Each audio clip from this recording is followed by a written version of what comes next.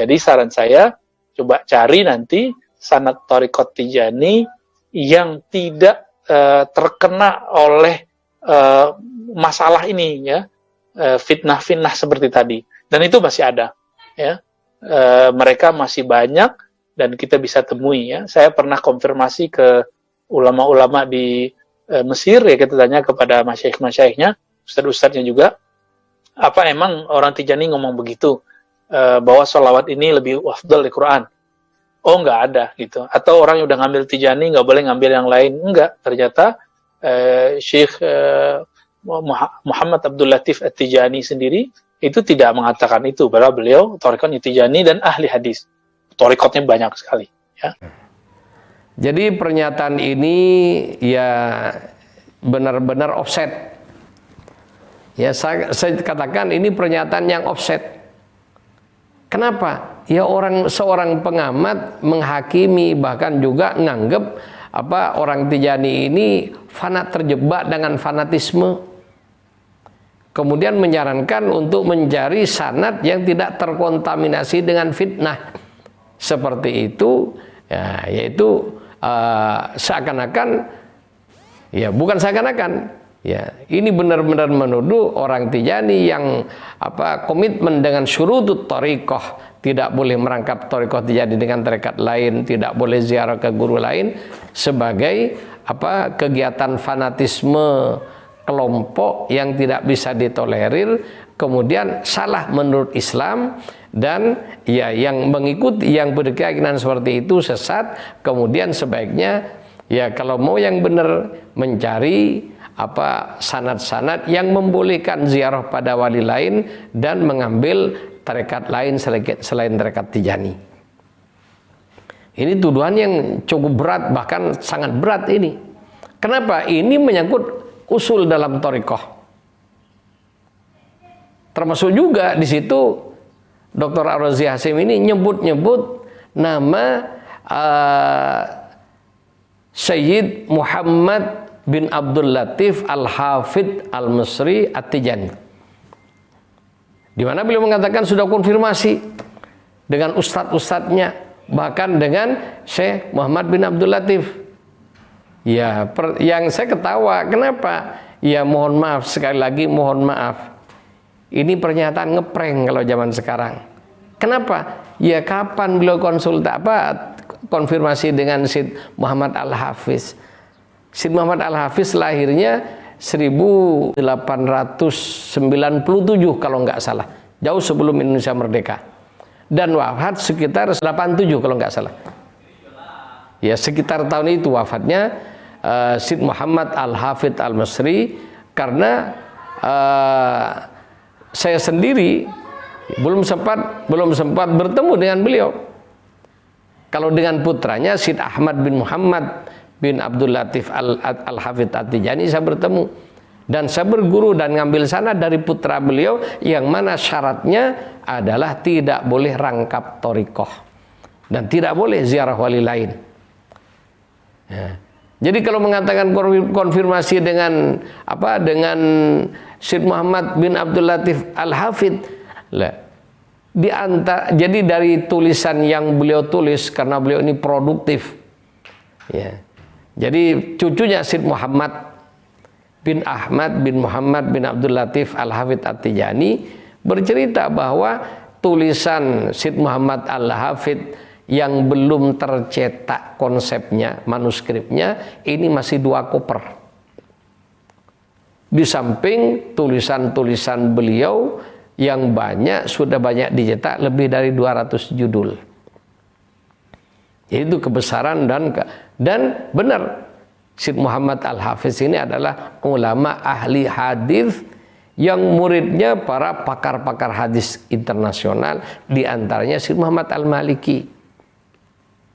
Alhamdulillah saya juga pernah ngaji pada beliau. Kemudian juga salah satu muridnya yang di Sudan, ya, dan bernama Syed Umar Mas'ud. Ya, seorang alim besar di Sudan namanya Syed Umar Mas'ud, dan beliau juga pengamal wirid thariqah Tijani, dan konsen dengan syarat-syarat thariqah Tijani, bahwa tarekat Tijani tidak boleh dicampur aduk dengan thariqah lain. Bahkan kalau ada orang mau ngambil wirid tarekat Tijani dari mantan pengamal thariqah lain, itu harus dilepaskan dulu thariqahnya, dan itu sejarahnya banyak. Itu zaman Sayyidi Ahmad bin Ahmad At-Tijani radhiyallahu an, Syekh Ibrahim Ar-Riyahi pengamal thariqah Syadiliyah, ketika menerima kunjungan Syed Ali Harazim, murid besar dan khalifah Syekh Tijani, beliau tertarik dengan tarekat Tijani dan akhirnya mengambil wirid thariqah At-Tijani pertama dari Syed Ali Harazim dengan catatan ditinggalkan dulu thariqah Syadiliyahnya. Itu ketika Syekh Tijani masih ada. Kemudian beliau mengatakan kalau itu zamannya Syekh Tijani kayak gitu. Tapi kalau sudah generasi ketiga, tarekat Tijani berubah sebagaimana tarekat yang lain jadi tarekat biasa aja. Lah ini juga konyol banget ini pernyataan. Dan nyatut namanya Syed Muhammad Al-Hafiz lagi. Di mana Syed Muhammad Al-Hafiz pada zaman beliau ada seorang mursyid Qadiriyah yang didatangi Rasulullah dalam mimpinya berturut-turut dengan mimpi yang sama, dan Nabi pada mimpi pertama Nabi menyatakan 5 lam ta'khud thariqah Tijaniyah. Kenapa kamu tidak ngambil wirid tarekat Tijani? Beliau mengatakan saya sudah mengamalkan thariqah Qadiriyah. Mimpi lagi berikutnya, kenapa kamu tidak ngambil wirid thariqah Tijaniyah? Saya mendapatkan amanat untuk jadi mursyidnya. Mimpi ketiga, pertanyaan sama. Kenapa kamu tidak ngambil wirid thariqah Tijani? Akhirnya mursyid ini tanya kepada Rasulullah, kalau begitu berarti bahwa Nabi menyuruh pindah ke thariqah Tijani. Kemudian mursyid ini bertanya kepada Rasulullah, ya Rasulullah, kalau saya ngambil tarekat Tijani dari siapa? Akhirnya Rasulullah ditunjukin salah satunya ke Syekh Muhammad bin Abdul Latif Al-Hafidh At-Tijani. Walaupun orang itu sudah diperintah oleh Rasulullah untuk pindah, datang ke Syekh Muhammad Al-Hafidh, maka Syekh Muhammad Al-Hafidh menjelaskan dulu syarat-syaratnya, dan juga ada bargaining, siap meninggalkan atau siap melaksanakan syarat apa adanya. Sebagaimana disyaratkan oleh Rasulullah, bukan dari Syekh Tijani, disyaratkan oleh Rasulullah kepada Syekh radhiyallahu an. Sehingga orang ini akhirnya menerima, karena diantara cara nalkin wirid thariqah Tijani, orang yang datang tidak boleh langsung ditalkin begitu saja. Orang kalau mau masuk tarekat Tijani harus belajar dulu apa itu tarekat Tijani, apa itu amalannya, dan banyak hal. Ketika sudah mantap, termasuk siap dengan syarat-syaratnya. Salah satu syarat ngambil wirid tarekat Tijani adalah meninggalkan, jadi bagi yang pernah mengamalkan wirid tarekat lain, meninggalkan semua amalan dari thariqah sebelumnya dan tidak pernah kembali lagi selamanya sampai wafat. Setelah masuk, syarat utama dan ini larangan utama yang langsung membatalkan baiat Tijaniyah adalah ngambil wirid thariqah lain, termasuk ziarah kepada wali lain.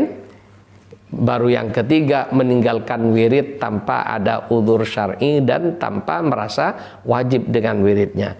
Ketika tiga syarat ini telah terjadi pada diri seorang, atau salah satunya dari tiga ini terjadi, maka orang itu batal Tijaninya. Dan itu berlaku sejak zaman Sayyidi Syekh sampai dengan saat ini. Oleh karena itu para pemirsa rahimakumullah, jadi apalagi kalau kita ngelihat videonya Syekh Ar-Razi Hasim, saya sarankan untuk mencari mursyid yang tidak terkontaminasi fitnah-fitnah seperti ini, yaitu fanatisme. Menurut dia terjebak fanatisme, kemudian tidak boleh ziarah kepada wali lain. Jadi masalah ziarah dan lain-lain ini bisa kita jelaskan di forum yang lain, tapi intinya tarekat Tijani sejak zaman Syekh masih hidup sampai dengan sekarang, wiridnya tidak ada perubahan dan tidak boleh dirubah oleh siapapun. Yang kedua dalam Thariqah Tijani tidak boleh diisi embel-embel nama muqaddam besar bahkan khalifah sekalipun mencantumkan namanya di balik nama Thariqah Tijani. Tarekat Tijani juga tidak bisa digabung dengan tarekat lain. Syarat masuk harus meninggalkan semua thariqah dan tidak kembali lagi. Ketika sudah masuk, larangan terbesarnya ngambil wirid thariqah lain. Ketika qabiltu dengan wirid thariqah lain, batal Tijaninya. Dan ini berlaku di seluruh dunia. Kalau ada orang yang nyampur aduk dengan wirid tarekat lain, itulah yang abal-abal. Itu dah Tijani yang tidak sahih, Tijani yang tidak direkomendasi oleh Rasulullah. Karena yang harus Anda sadar, Thariqah Tijani adalah Thariqah Muhammadiyah, Thariqahnya Kanjeng Nabi SAW. Yang Ahmadiyah diberikan langsung yaqdah musyafahah dengan Syekh Ahmad bin Muhammad At-Tijani radhiyallahu an. Sehingga perbedaan tarekat Tijani dengan tarekat lain yang ada dari Thariqatus Sufiyah. Jadi wirid tarekat Tijani adalah susunan asli Rasulullah, jumlahnya termasuk urutannya. Kemudian yang kedua, syarat dalam tarbiyah Thariqah Tijani adalah Asy-Syaikhul Auhad, guru tunggal, yaitu Syekh Ahmad At-Tijani radhiyallahu an. Sejak dulu sampai dengan saat ini tidak boleh ada muqaddam, karena di Tijani muqaddam bukan mursyid. Ya, nanti suatu saat kita berbicara perbedaan muqaddam dan mursyid. Jadi muqaddam hanya memberikan wirid, adapun tarbiyahnya langsung Syekh Ahmad At-Tijani radhiyallahu an, ya, yang dapat mandat langsung Rasulullah mentarbiyah seluruh ikhwan secara rohani. Ya, adapun para muqaddam yang ada adalah menjelaskan fiqhut thariqah, termasuk wawasan thariqah, ya, yang sesuai dengan wawasan aslinya. Dan itu kitabnya banyak. Jadi kalau ingin tahu, silakan beli kitab asli yang pertama, yang langsung itu adalah dawuhnya perkataan Syekh Ahmad At-Tijani radhiyallahu an, yang selanjutnya disadur dalam kitab-kitab Thariqah Tijani oleh para khalifah dan oleh para muqaddam dan para ulama Tijani di berbagai belahan dunia, yang jumlahnya ratusan kitab.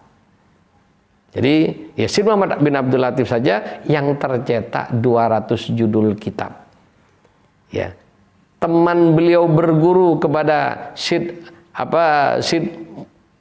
Muhammad As-Sukairid Al-Iyasi Al-Ansari adalah Syed Idris Al-Iraqi, juga segitu banyak tulisannya. Juga ada seorang bernama Syekh Hujjatul Islam dari Senegal, namanya Syekh Ibrahim Nias, jumlah karya tulisnya 75 judul. Dan banyak ulama Tijani yang lain yang tulisannya termasuk dalam masalah khusus Thariqah Tijani itu sangat banyak dan mendalam, ya. Termasuk juga catatan para aulia dari kalangan Tijani di seluruh dunia yang menjadi ulama besar kelas internasional.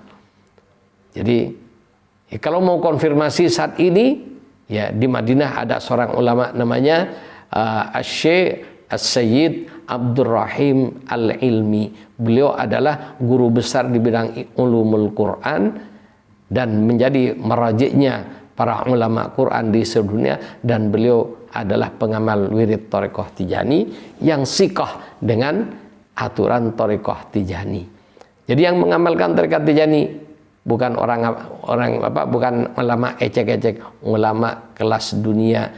Di antaranya yang saya banyak berhubungan, Syed Umar Mas'ud, termasuk dengan putranya Syed Muhammad Al-Hafidh, Syed Ahmad Al-Hafidh, dan sanad saya, salah satu sanad saya berasal dari beliau. Kemudian dan banyak ulama Thariqah Tijani yang lain.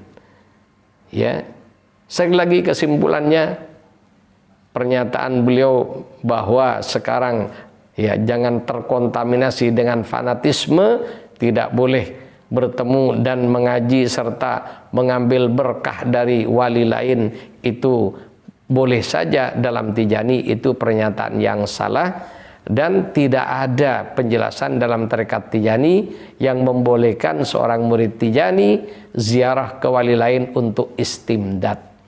Ya, adapun kalau hanya belajar ilmu fikih boleh, tapi belajar ilmu thariqah dan membaca kitab-kitab thariqah maka itu dilarang. Kenapa? Agar supaya pemikirannya tidak terkontaminasi sebagaimana para pengamat thariqah yang beranggapan tarekat Tijani sama saja dengan yang lain, bisa dicampur aduk dengan tarekat lain, bahkan juga ya namanya bisa disusupi dengan orang-orang tertentu dari pengamal yang sudah sukses mengamalkannya. Demikian pernyataan saya. Assalamualaikum warahmatullahi wabarakatuh.